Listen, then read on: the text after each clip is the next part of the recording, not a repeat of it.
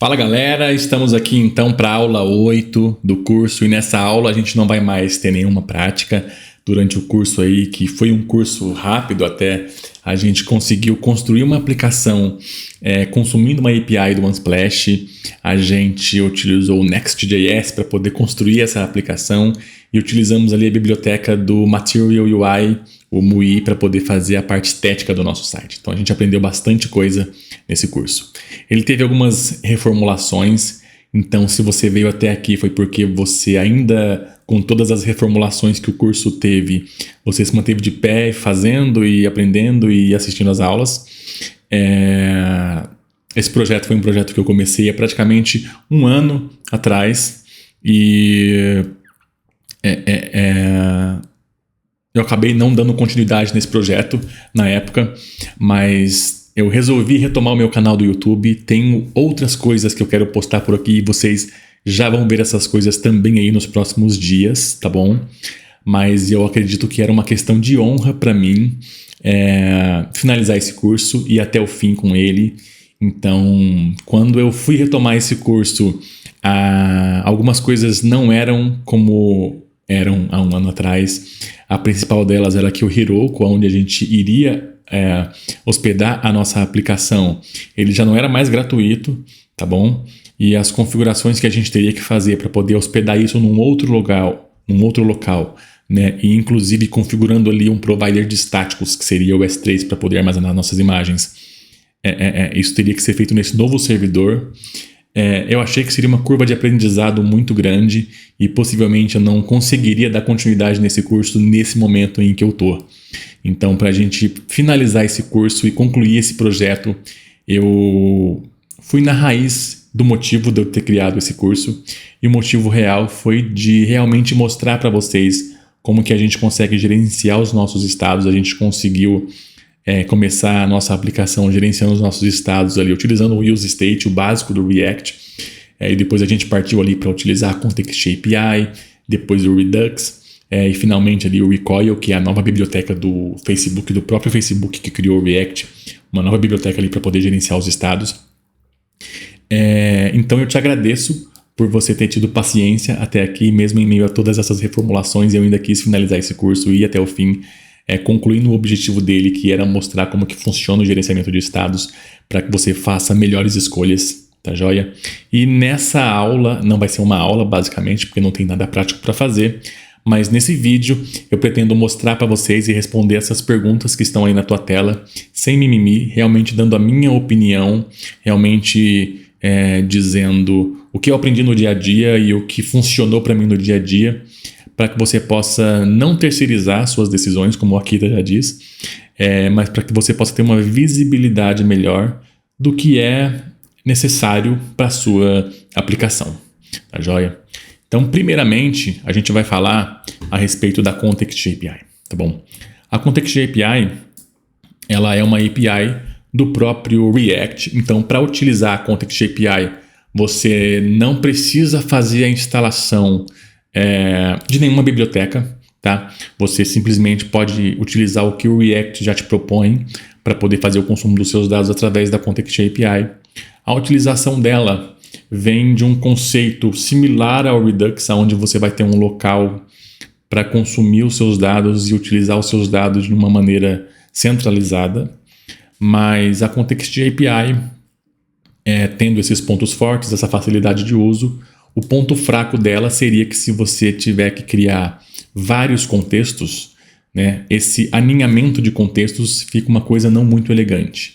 E se você tem a necessidade de utilizar, por exemplo, um dado de um determinado contexto em um outro contexto, esses dados precisam estar metodicamente alinhados para que quem tenha que ter acesso ao dado de baixo esteja acima. Então, pensa se você tiver, por exemplo, aí 50 contextos na sua aplicação. Se você tiver um alinhamento errado ali desses contextos, pode ser que você tenha algum tipo de problema, tá? E um outro problema da Context API seria na questão de renderizações desnecessárias. Então, se você tem ali um contexto, mesmo sendo um contexto, ele vai ter ali várias variáveis dentro dele para você utilizar, que você colocou ali utilizando o use state. Então, no caso nosso, a gente tem ali uma variável só, que era a nossa lista de fotos, mas se você tem um contexto onde ele vai ter várias variáveis, né, vários estados, na verdade, se você alterar um dado, né, de um estado, todos os componentes que estão englobados naquele contexto podem e vão sofrer ali, basicamente, uma renderização desnecessária. Tá? Então, esse seria um ponto fraco ali da Context API. Tá? Mas para que eu indicaria o uso da Context API? Se você tiver ali uma aplicação mais simples para poder implementar, onde não tem tanto compartilhamento de estados, a Context API é uma boa pedida. Tá? Hoje você consegue até melhorar essa questão de renderizações desnecessárias utilizando ali hooks para poder fazer com que a tela renderize só aonde é necessário, mas pode ser que se você fizer dessa maneira, né, utilizando ali, se eu não me engano, o nome do hook para você fazer isso é o Use Reducer, se eu não me engano. Você consegue estruturar a sua Context API para ela ter menos renderização desnecessária e uma organização similar ao do Redux. Você consegue fazer isso sim através da Context API. Mas se você vai partir para uma solução mais robusta que necessita desse tipo de organização, eu não tentaria, na minha opinião, né? Você pode discordar e falar comigo aí nos comentários. Eu não tentaria criar essa robustez toda dentro dali da Context API. Tá? Então, pontos fortes e pontos fracos, acredito que seria esse. Coisa simples, não que a aplicação precisa ser simples para utilizar a Context API, mas às vezes você não precisa compartilhar muitos estados na sua aplicação. Então, se esse é o caso, a Context API serviria muito bem sem você precisar criar toda essa robustez dentro dela, beleza?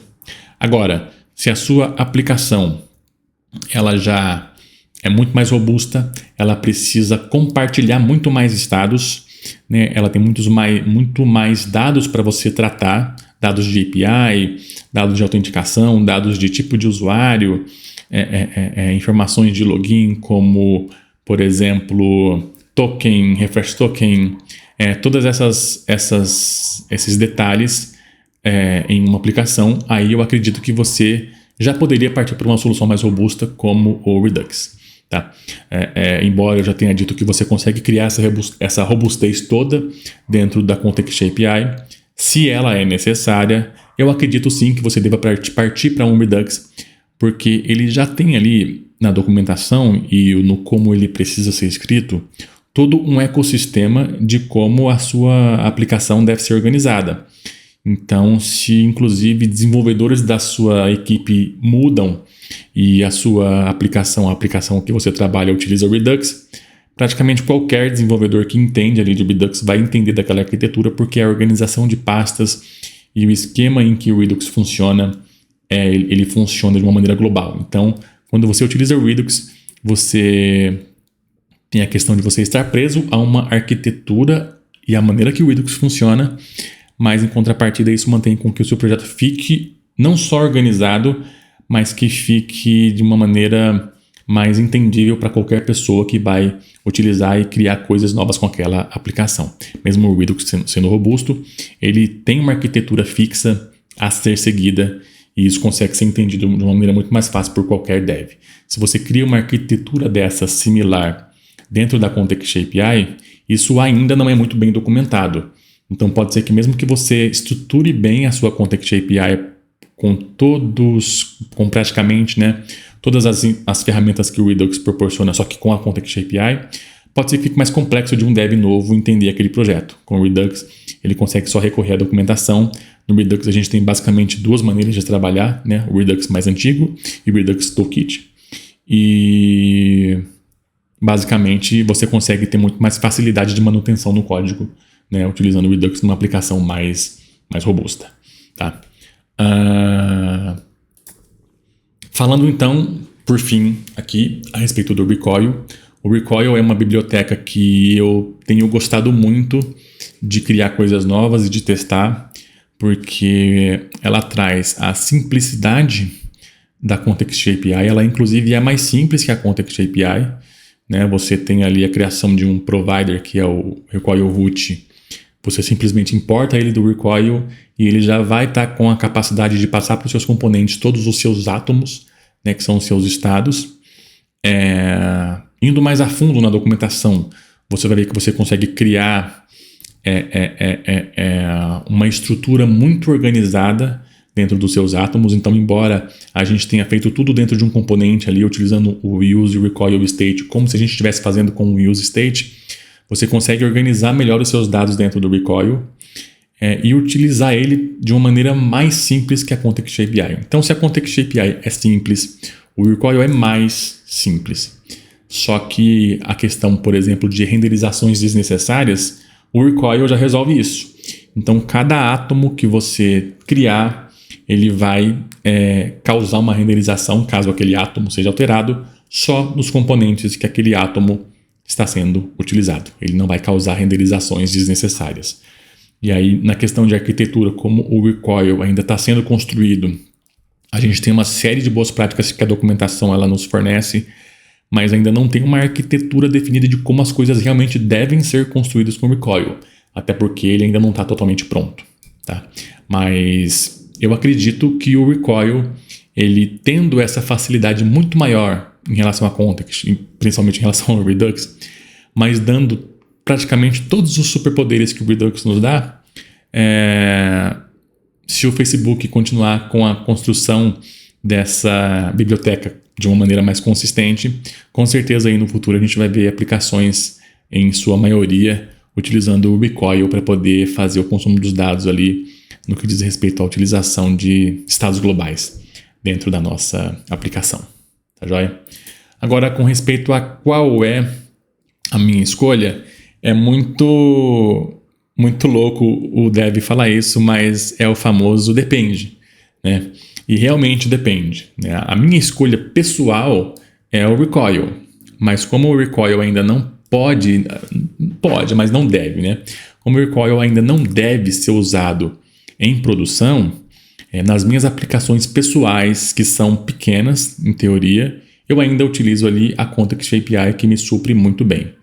Mas em aplicações de empresas ao quais eu trabalho,